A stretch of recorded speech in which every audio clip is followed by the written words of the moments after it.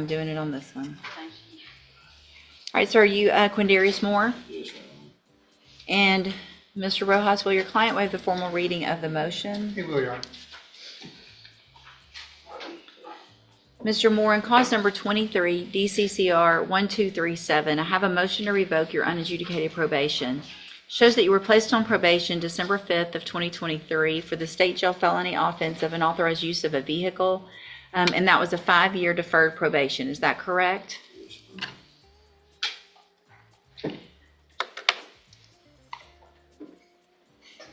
Looks like y'all have elected to go on just 1, 2, and 3. That's right, Judge. The state would abandon the remaining counts, allegations.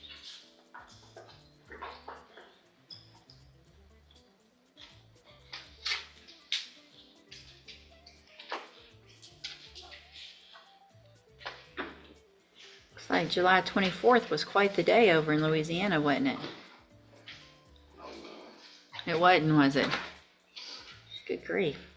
All right, so the state's elected to proceed on counts 1 through 3. Count 1 alleges you violated your probation by committing the offense of simple burglary, July 24th, 2024 in Calcasieu Parish, Louisiana. And is that true or not true? True. Count 2 alleges that you committed the offense of simple burglary, felony on July 24th of 2024 in Calcasieu Parish, Louisiana. No, well, this one just says, yeah, Calcasieu Parish, Louisiana also. It looks like these are different. This is, must be different units of the same place. Different victims, Your Honor.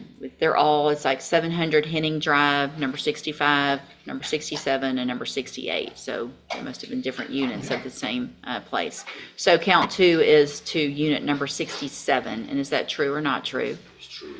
Count 3 alleges that you committed the offense of simple burglary July 24th, 2024, and that one is to 68. Is that true or not true?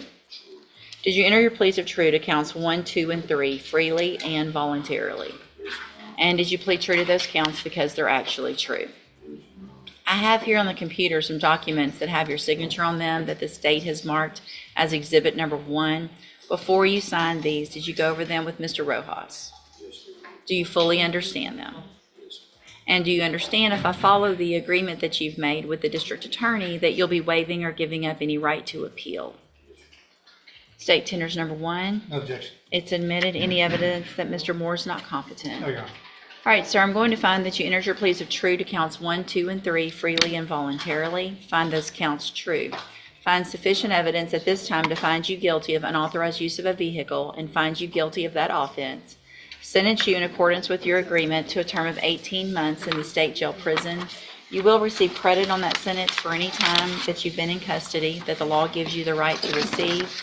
I'm handing you the trial court certification that shows this was an agreement that I followed, so you waived your right to appeal. I have also handed you a written admonishment regarding your ineligibility to possess a firearm or ammunition. Because of the judgment entered against you, you're ineligible under Texas law to possess a firearm or ammunition. Possession of a firearm or ammunition could lead to charges against you. Firearm is a legal term, and you should read that written admonishment I provide you to see what devices qualify as a firearm. If you have questions about the laws that make you ineligible to possess a firearm or ammunition, or about how long that lasts, you can talk to Mr. Rojas. Good luck to you, sir. You can go back with the bailiff.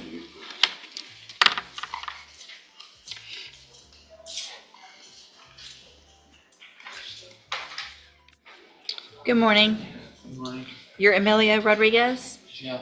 And I'm going to take judicial notice of the court's file in Mr. Rodriguez's case. And Mr. Rodriguez was examined for competency to stand trial by Dr. Crapon. Received that report, which is dated February 12th of 2025.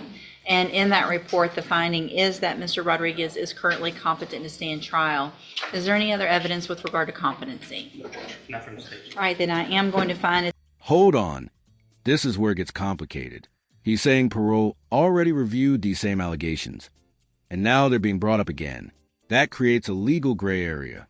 It may be allowed procedurally, but raises serious questions about fairness. Report that Mr. Rodriguez is competent to stand trial. This is at MTRP, so what's the announcement, Mr. Yes, Judge, Mitchell? we're going to plead true. Okay, is there any agreement? No, Judge. Okay, Wait, The agreement's just to come to you and Sure. have arguments, so. Okay, let me get that pulled up then.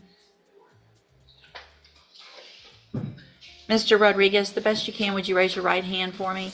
Do you swear or affirm the testimony you're going to give in this hearing will be the truth, the whole truth, and nothing but the truth? I do. Thank you. And Mr. Mitchell, will your client waive the formal reading of the motion? Yes, Judge. Mr. Mitchell, I have a motion to revoke your unadjudicated probation. Mr. Rodriguez. I'm sorry, Mr. Rodriguez. No, I do not have a motion to revoke yours. Not that you're on one, just a joke. Mr. Rodriguez, I have a motion to revoke your unadjudicated probation. Shows that you were placed on probation back on April 15th of 2024 for assault of a public servant, and that was a 5-year deferred probation. Is that correct? This motion says that you violated your probation. Count 1 alleges that you committed the offense of an offensive touch on June 24th of 2024. And is that true or not true? It's true. Count 2 alleges that you failed to conduct yourself in a courteous and professional manner with the probation court officers and staff, probation officers. And is that true or not true? I don't understand. So it's saying that you did not conduct yourself properly when you were at probation by inappropriately touching Ms. Willis and who was with the Bella Mente Counseling. And is that true or not true? Yes, Okay, that's true. true. All right, so did you enter your pleas of true to counts 1 and 2 freely and voluntarily? I do. And did you plead true to those counts because you actually did what they said you did? It's true.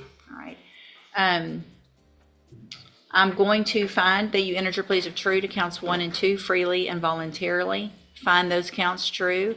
Find sufficient evidence to find you guilty and revoke your probation, but I'm not going to do that today. I'm going to reset your case. I'm going to ask probation to do an update, see how things are going, what possibly can be done, or what's going on in the jail at this point, and then we'll come back later for sentencing.